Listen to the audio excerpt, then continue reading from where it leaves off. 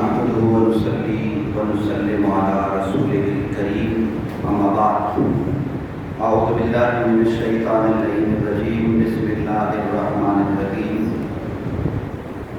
إنما يريد الله ليذهب عنكم الرجس أهل البيت ويطهركم تطهيرا وقال تعالى ثاني اثنين إذ هما في الغار إذ يقول لصاحبه لا تحزن إن الله معنا صدق الله مولانا العظيم الصلاة والسلام عليك يا رسول الله الصلاة والسلام عليك يا سيدي يا رحمة للعالمين معزز سامعین ماہ محرم الحرام ہے، آج 8 محرم ہے، جمعۃ المبارک کا یہ برکتوں عظمتوں کا حامل دن ہے اور ملک کے حالات آپ کے سامنے ہیں۔ کراچی شہر کے حالات کسی سے پوشیدہ نہیں کہ بارش نے کس طرح یہاں شہر کے لوگوں کو تتر بتر کر کے رکھا ہے، اور وہ نااہلی ہے انتظامات کرنے والی انتظامیہ کی، وگرنہ دنیا میں اس سے بڑے شہر ہیں وہاں اس سے زیادہ بارش ہوتی ہے، مگر بارش ہوتے ہی پانی ختم ہو جاتا ہے۔ ہمارے یہاں حکمرانوں کی نااہلی کی وجہ سے آپ پریشان، قوم پریشان، لیکن یہ پریشانی معمولی ہے، چھوٹی ہے۔ اس سے بڑی پریشانی جو اس وقت امت کو لاحق ہے وہ پریشانی یہ ہے کہ جس ملک میں ہم بس رہے ہیں یہاں اللہ تعالیٰ کی ذات کی توہین کی جا رہی ہے، یہاں انبیاء کرام علیہ السلام کی توہین کی جا رہی ہے۔ نبی آخر الزمان خاتم المرسلین حضرت محمد مصطفیٰ صلی اللہ علیہ وآلہ وسلم کی توہین اعلانیہ کی جا رہی ہے، اور پھر اہل بیت اطہار کی توہین کی جا رہی ہے، حضرات خلفائے راشدین نبی علیہ السلام کے صحابہ کی توہین کی جا رہی ہے۔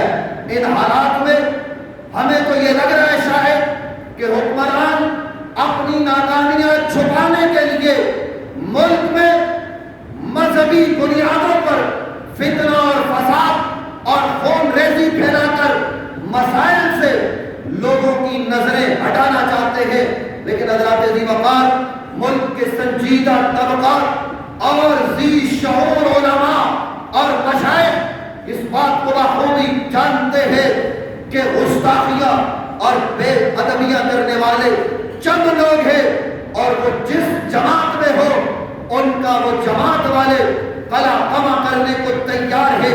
حضرات ذی وقار میں کہنا یہ چاہ رہا ہوں کہ اس وقت جو موجودہ حکمران ہے براہ راست وہ قادیانیت کی سرپرستی کر رہے ہیں، اور ملک میں اس وقت جو افراتفری ہے اور میرے منہ میں خاک، ملک کو اس وقت جو تباہی کے دہانے پر پہنچانے کی منظم سازش رچائی گئی ہے، اور پاکستان کے اندر باقاعدہ طور پر مذہبی بنیادوں پر فسادات کروا کے ملک کی بنیادوں کو کھوکھلا کرنے کا جو منظم انداز اختیار کیا جا رہا ہے، ہمیں یہ لگ رہا ہے کہ موجودہ حکمران براہ راست ان معاملات کی سرپرستی کر رہے ہیں۔ کبھی جناب ہمارے نصاب تعلیم میں قادیانیت کے حوالے سے نرم گوشے رکھے جاتے ہیں، کبھی آئین میں تغیر و تبدل کر کے قادیانیت کو سپورٹ کرنے کی کوشش کی جاتی ہے۔ یہ سب حضرات ذی وقار میں ہوائی باتیں نہیں کر رہا، یہ سب ہمارے ملک میں ہو رہا ہے، یہ سب اس ملت اسلامیہ میں ہو رہا ہے، اور ہم ہیں کہ دس سے بس نہیں ہو رہے۔ آج میں جمعۃ المبارک کے اس اجتماع میں یہ بات آپ کے گوش گزار کرنا چاہتا ہوں کہ اہل سنت یا رسول اللہ کہنے والوں کی غالب اکثریت اس ملک میں جو بستی ہے وہ نبی علیہ السلام کی ذات پر ہر طرح کا پہرا دینے کو تیار ہے۔ وہ نبی رحمت صلی اللہ علیہ وسلم کی عصمت و ناموس کے لیے کٹ مرنے کو تیار ہے۔ وہ پروردگار عالم کی وحدانیت کے لیے ہر طرح کی قربانی دینے کو تیار ہے۔ اہل سنت نبی علیہ السلام کی، اہل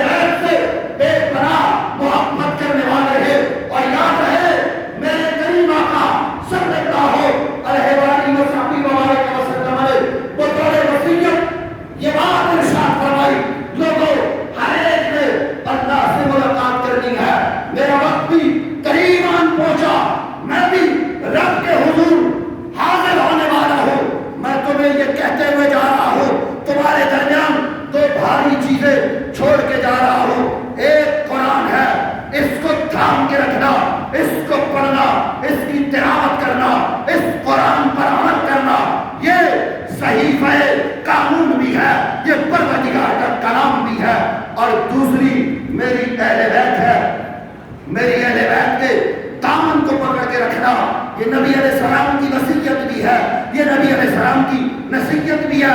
اب ہمارے ملک میں ایسے لوگ پیدا ہو گئے جو نبی علیہ السلام کی اہل بیت پر کلام کرتے ہوئے کبھی جناب یزید کو خلیفہ اور معاذ اللہ امیر المومنین اور نہ جانے کیا کچھ کہنے لگ گئے، اور دوسری طرف وہ بکواس کرنے والے، وہ باطن جن کے اندر خود سے باطن ہے، وہ معاذ اللہ ثم معاذ اللہ نقل کفر نامشد کے تحت عرض کر رہا ہوں کہ وہ خلیفۃ المسلمین، وہ امیر المومنین، خلیفہ بلا فصل، یار غزوار و مزار و بدر و قبر، جناب سیدنا حضرت ابو بکر صدیق رضی اللہ تعالیٰ عنہ کی ذات پر وفاقی دارالحکومت اسلام آباد میں منبر پر بیٹھ کر خطبہ دیتے ہوئے توہین کرے، اور معاذ اللہ ان کا نمائندہ وہ حضرت ابو بکر صدیق کو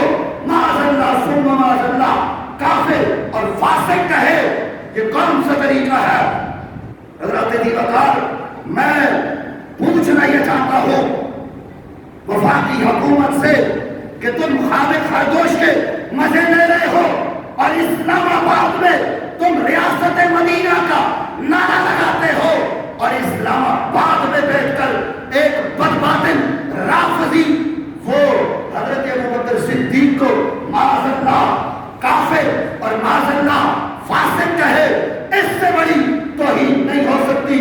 اور حضرت جی وقار، میں یہ کہنے جا رہا ہوں، غور سے سنیے گا، میرے رب کے قرآن نے اگر کسی کی صحابیت کو بیان کیا ہے، پروردگار نے اگر کسی کی صحابیت کا اعلان کیا ہے، تو وہ نبی کے تمام صحابہ کی جماعت میں واحد ابو بکر ہے جس کو قرآن نے صحابی کہا ہے۔ قرآن کہتا ہے ثانی اثنین اذ ہما فی الغار اذ یقول لصاحبہ لا تحزن ان اللہ معنا۔ قرآن نے واحد ابو بکر کو صحابی کہا ہے۔ اس صحابی کی صحابیت کو چیلنج کرنا، انہیں کافر کہنا، یہاں میں رک کر یہ بات عرض کروں، ہمیں عرصے سے اس ملک میں تکفیریت کے خلاف ہے، ہم تکفیر کے فتووں کے خلاف ہے۔ ایک عام مومن مسلمان کو بغیر کسی شرعی وجہ کے کوئی کافر کہے تو سامنے والا جس کو کافر کہا گیا ہے وہ اگر کافر نہیں تو کہنے والا کافر ہے۔ اب میں یہ پوچھنا چاہتا ہوں کہ وہ پہلا مسلمان جس نے نبی علیہ السلام کے ہاتھ پر اسلام قبول کیا، وہ میرے نبی کا یار غار و مزار و بدر و قبر، وہ صحابی جس کی صحابیت نظر قطعی سے ثابت ہے۔ بتاؤ مجھے، اگر کوئی انہیں کافر کہے، فاسق کہے، کیا ایسے آدمی کو اس ملک میں چلنے اور پھرنے کی اجازت ہونی چاہیے؟ ہم یہ بتانا چاہتے ہیں اور میرا یہ پیغام پہنچے گا ایوان اطلاع تک بھی کہ 10 محرم 9 محرم کو اب اہل تشیع جلوس نکالیں گے۔ اگر پاکستان میں امن چاہیے، سلامتی چاہیے تو اس بدبخت کو گرفتار کرو۔ ابھی کنفرم تو نہیں لیکن بعض اطلاعات کے مطابق وہ بدبخت، وہ لعین حضرت ابو بکر صدیق کو گالیاں دینے والا، وہ دیدار طاہر کرنے والا بدبخت سنا ہے یو کے بھاگ گیا ہے، لیکن ابھی کنفرم نہیں ہے۔ ہم یہ پیغام دینا چاہتے ہیں 10 محرم سے پہلے گرفتار کر کے پابند سلاسل کرو۔ اگر یہ نہیں کرو گے تو خدا کی قسم جہاں اہل سنت نبی کی اہل بیت پر کٹ مرنے کو تیار ہے، وہاں صحابہ کی عزت و ناموس کے لیے اپنا تن من دھن سب کچھ لٹانے کو تیار ہے۔ تم نے سمجھا کیا ہے؟ کیا امن سے پھر اس ملک میں 10 محرم کے جلوس نکل سکتے ہیں؟ میں ذمہ دار شیعہ علماء سے کہنا چاہتا ہوں کہ جب ہماری صفوں میں موجود ایک شخص نے حضرت زہرا پاک کے حوالے سے خطا جملے کہے، گالی نہیں دی معاذ اللہ، فاسقہ اور فاجرہ معاذ اللہ نہیں کہا، صرف یہ کہا کہ جب مانگ رہی تھی خطا پر تھی تو خیبر سے لے کر کراچی تک اور کشمیر سے کشمیر تک سارے سنی کھڑے ہوئے اور کہا جو سیدہ کو خطا کار کہے وہ سنی نہیں ہو سکتا۔ ہم تو اس طریق والے لوگ ہیں، لیکن اب ہم ذمہ دار شیعہ علماء سے کہنا چاہتے ہیں کہ آپ کہاں سوئے ہوئے ہیں؟ آپ کے ذاکرین اس انداز میں صحابہ پر تبرہ کرے، انہیں کافر قرار دے، تو اگر ذمہ دار شیعہ علماء 10 محرم سے پہلے ایسے لوگوں سے لا تعلقی نہیں کرتے، بورڈ بنا کر وہ جو کوششیں حکومتی سطح پر آپریشن کر کے برابر ہوئی، وہ رد الفساد ہو، وہ ضرب عزم ہو، یا دیگر آپریشن ہو، یا پھر جو حکومتی سطح پر کمیٹیاں ہیں، یا پھر خود علماء کی سطح پر ملی یکجہتی کونسل ہو، یا دیگر جو مقتدر علماء پر مشتمل کمیٹیاں ہیں، وہ انہوں نے بڑے مشکل سے اس ملک میں امن پیدا کیا ہے۔ ہم یہ کہنا چاہتے ہیں شیعہ علماء اور شیعہ زعماء ایسے ذاکرین کا بائیکاٹ کریں، اگر نہیں کرتے تو تم پاکستان میں 3% بھی نہیں ہو، پاکستان کی غالب اکثریت اہل سنت ہے، اور اگر سنی باہر نکلے نہ تم جلوس کر سکو گے نہ پھر جلسہ کر سکو گے۔ کیا تمہیں صحابہ کی عزت کے لیے میری بات حاضرین آپ کو قبول ہے؟ آپ میرے جواب دو۔ ہم نبی کے صحابہ پر اپنا تن من دھن سب کچھ مارنے کو تیار ہے، خدا کی قسم عصمت صحابہ کے لیے کٹ مرنے کو تیار ہے۔ آپ سب تیار ہے یا نہیں ہے؟ تو پھر اس کا اظہار ہونا چاہیے، اور پاکستان سے باہر بسنے والے میں ذمہ دار شیعہ علماء کو کہنا چاہتا ہوں، ہمارے ہر عالم کا، ہماری ہر مسجد کا، ہمارے ہر سنی کا یہی جذبہ ہے جو تم ابھی دیکھو گے، اس کا اظہار کرو۔ کیا ان کاموں کے لیے تیار ہو؟